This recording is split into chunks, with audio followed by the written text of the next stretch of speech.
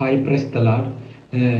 இவ்வளோ நாள் இந்த 7 மாதம் நம்மளை கர்த்தராகிய இயேசு கிறிஸ்து இந்த 7 மாதம் நமக்கு வந்து நல்ல ஒரு பாதுகாப்பை, நல்ல ஒரு வழியை தந்து இந்நாள் வரைக்கும் நம்மை பாதுகாத்தார். அதுக்காக நம்முடைய கர்த்தருக்கு நன்றி சொல்லணும். நன்றி தேவனே, சோத்திரம் சபா. இன்னி வார காலங்களிலும் தேவனே அவர் நம்மளை பாதுகாப்பார். தேவனுக்கு மகிமை உண்டாதாக. இன்னொரு வசனம் வாசிக்கிறேன், கேளுங்க.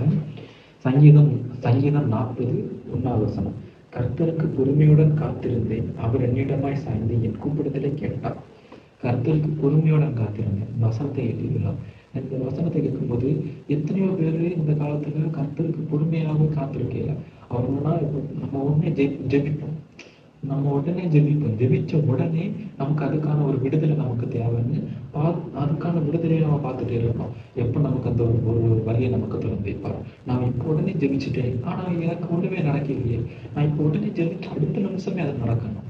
அப்படிதான் சில பேர் இருக்காங்க. நான் ஜெபிச்ச உடனே அது எனக்கு நடக்கணும், நான் என்ன ஜெபிச்சேன்னா அது எனக்கு உடனே நடக்கணும் அப்படின்னு சில பேர் இருக்காங்க.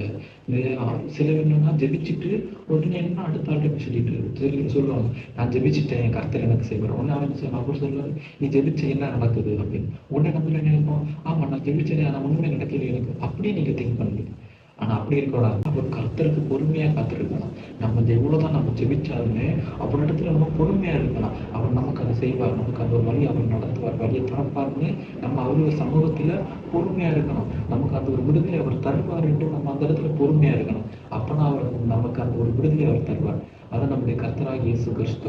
இந்த உலகத்துல எத்தனையோ மக்கள் இப்போ இந்த வீடியோ பார்க்குற நிறைய பேர் கூட அது என்னன்னா, நம்ம எப்படி அந்த ஒரு நமக்கு அந்த ஒரு விடுதலை அவர் தருவார். நான் ஜெபிச்சுட்டேனே அந்த ஒரு வழி அவர் எப்படி திறப்பார். நான் இந்த கடன் பிரச்சனை இருக்கு, எனக்கு இந்த கடன் பிரச்சனை நான் ஜெபிச்சுட்டேன், எனக்கு நாளைக்கே விடுதலை இருக்கணும். நான் இன்னைக்கு எனக்கு ஒரு விலகின இருக்கு, எனக்கு நான் இன்னைக்கு ஜெபிச்சேன், நாளைக்கே விடுதலை இருக்கணும் அப்படின்னு சில பேர் இருக்காங்க, நிறைய பேர் இருக்காங்க.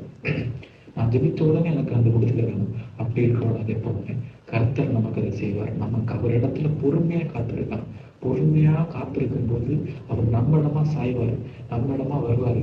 என்னுடைய மகன் எனக்காக பொறுமையா இருக்கான், பொறுமையா காத்திருக்கான், ஆனா அவன் இடத்துல போய் அவனுக்கு ஒரு விடுதலை நான் கொடுக்கணுமே அப்படின்னு அவரே வருவார்.